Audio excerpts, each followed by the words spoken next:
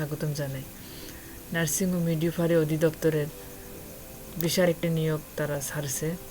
তো আমরা যেটা দেখব সেটা হলো থাম্বনেল অনুযায়ী যেটা দেখব সেটা হচ্ছে 10 নম্বর অফিস সহকারী কাম কম্পিউটার মুদ্রাক্ষরিক।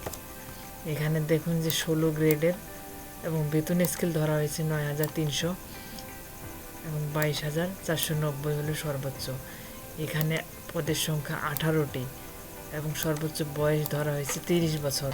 স্বীকৃত বোর্ড হতে উচ্চ মাধ্যমিক সার্টিফিকেট এবং কম্পিউটার বিষয়ে প্রশিক্ষণপ্রাপ্ত, এই দুইটা যদি থাকে তাহলেই আপনি আবেদন করতে পারবেন।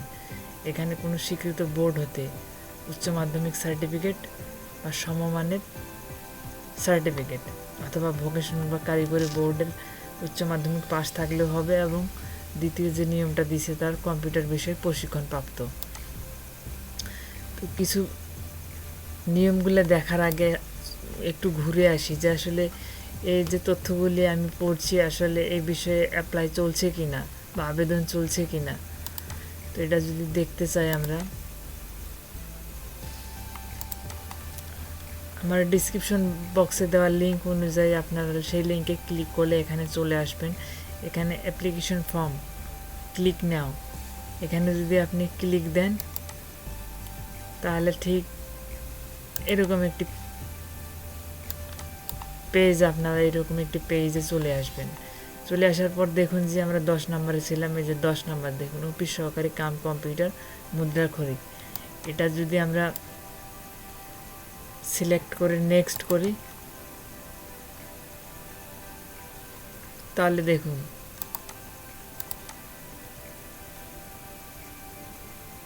আমাদের জন্য কিন্তু পেজটা ওপেন হয়ে গেছে। আমরা কিন্তু এখানে আমাদের তথ্যগুলি দিয়ে সুন্দরভাবে পূরণ করতে পারি।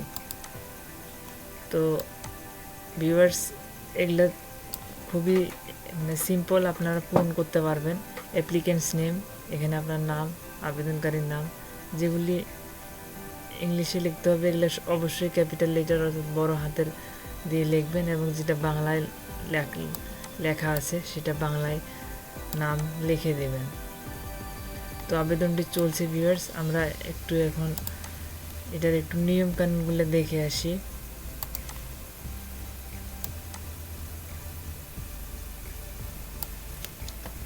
এখানে আবেদনকারীর সর্বনিম্ন বয়স 18 এবং সর্বোচ্চ 30 বছর এবং শারীরিক প্রতিবন্ধী মুক্তিযোদ্ধার ক্ষেত্রে 32 বছর এবং মুক্তিযোদ্ধা যদি নাতি নাতনি থাকে তাদের ক্ষেত্রে 30 বছর। এবং আরও দেখব যে সরকারি আধা সরকারি সংস্থা স্বায়ত্ত কর্মরত প্রার্থীকে কর্তৃপক্ষের অনুমতি নিয়ে আবেদন করতে হবে। অনুমতির কপিটা পরীক্ষার সময়, মৌখিক পরীক্ষার সময় উপস্থাপন করতে হবে। সরকার নির্ধারিত সকল কোটার যথাযথ অনুসরণ করা হবে। আপনি যতগুলো কাগজ সেখানে দাখিল করবেন সেটা হতে পারে জাতীয় পরিচয়পত্র, তারপরে অভিজ্ঞতার সনদ, মুক্তিযোদ্ধার এর যে সনদ এবং চেয়ারম্যান বা পৌরসভা থেকে আপনারা যে কাগজপত্রগুলি তুলবেন এগুলি কিন্তু গ্যাজেটে সত্যায়িত কপি সেখানে দাখিল করতে হবে এবং তার সর্বশেষ অর্জিত শিক্ষাগত যোগ্যতার বিষয়টি উল্লেখ করতে হবে।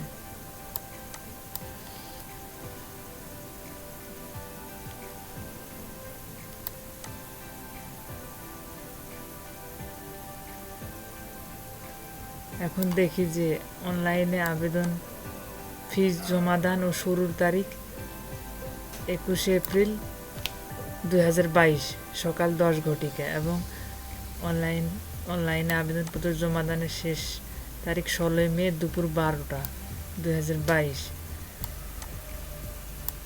এইটা আবেদন করার পর একটা কিন্তু আপনারা ইউজার আইডি পাবেন এবং সেই ইউজার আইডি দিয়ে আপনার কিন্তু 72 ঘন্টার মধ্যে আপনার SMS এর মাধ্যমে ফি জমা দিতে পারবেন এবং আপনাকে কিন্তু দিতে হবে। আর যদি ফি না জমা দেন আপনার আবেদনটি কিন্তু সম্পূর্ণভাবে হবে না। আপনাকে সম্পূর্ণ করতে হলে ফি পেমেন্ট করতে হবে, দেন আপনার আবেদনটি নিশ্চয়ন হবে।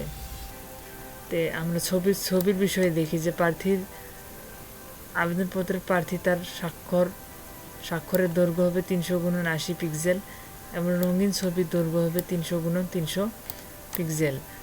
এই বিষয়ে আমার একটি ভিডিও আছে যে আপনারা ফটো কীভাবে রিসাইজ করবেন। আমার ডিসক্রিপশন বক্সে দেওয়ার লিঙ্কে থেকে আপনারা সেই ভিডিওটা দেখে আসতে পারেন। দেন এখানে ছবির সাইজ সর্বোচ্চ 100 KB এবং স্বাক্ষরের সাইজ হচ্ছে 60 KB।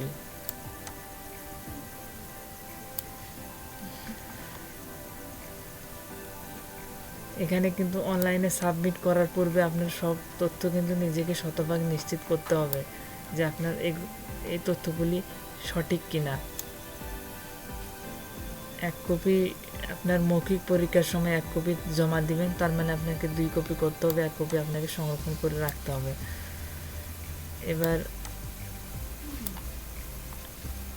এবার আসি পেমেন্ট সংক্রান্ত। আপনার যদি টেলিটক সিম, প্রিপেইড সিম থাকে তাহলে সেখান থেকে 2টি SMS এর মাধ্যমে আপনারা পেমেন্ট সম্পূর্ণ করতে পারেন। এখানে তারা পরীক্ষার ফি বাবদ নেবে 100 টাকা এবং টেলিটকের সার্ভিস চার্জ নেবে 12 টাকা, এই সর্বমোট 112 টাকা। তো এখন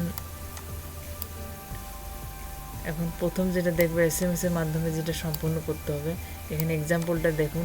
DGNM স্পেস আপনার ইউজার আইডিটি দিয়ে দিবেন, দেন তারা রিপ্লাই করবে, আপনাকে এরকম একটি মেসেজ দিবে এবং সেখানে পিন নম্বর থাকবে। সেটা পিন নম্বরটা দিয়ে আপনারা দ্বিতীয় SMS করবেন DGNM স্পেস ইয়েস। এই দেখেন এক্সাম্পলটা দেখুন,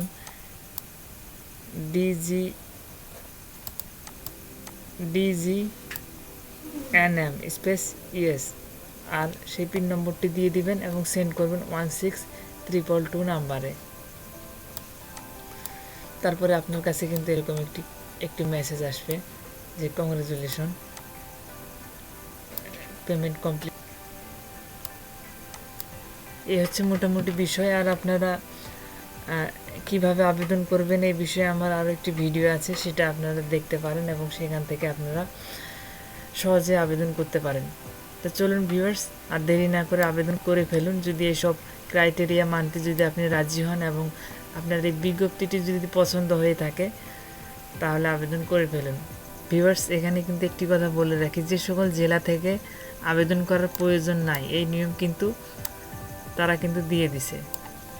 দেখুন কোন কোন জেলা আবেদন করার প্রয়োজন নাই তারা বলছে। এখানে ফরিদপুর, গোপালগঞ্জ, শরীয়তপুর, টাঙ্গাইল, এখানে শরীয়তপুর, তারপর টাঙ্গাইল, রাঙ্গামাটি, কুমিল্লা, চাঁদপুর, সিরাজগঞ্জ, খুলনা, কুষ্টিয়া, নড়াইল, চুয়াডাঙ্গা, মাগুরা, পটুয়াখালী, এই কয়টি জেলা দেখুন যে ক্রমিক নং 1 থেকে 16 পর্যন্ত যে সকল জেলা আবেদন করার প্রয়োজন নাই। যেহেতু আমাদের যে সার্কুলারটি আলোচনা করছিলাম যে 10 নাম্বার, তাহলে এটা সেই সকল জেলাগুলি আবেদন করার প্রয়োজন নাই।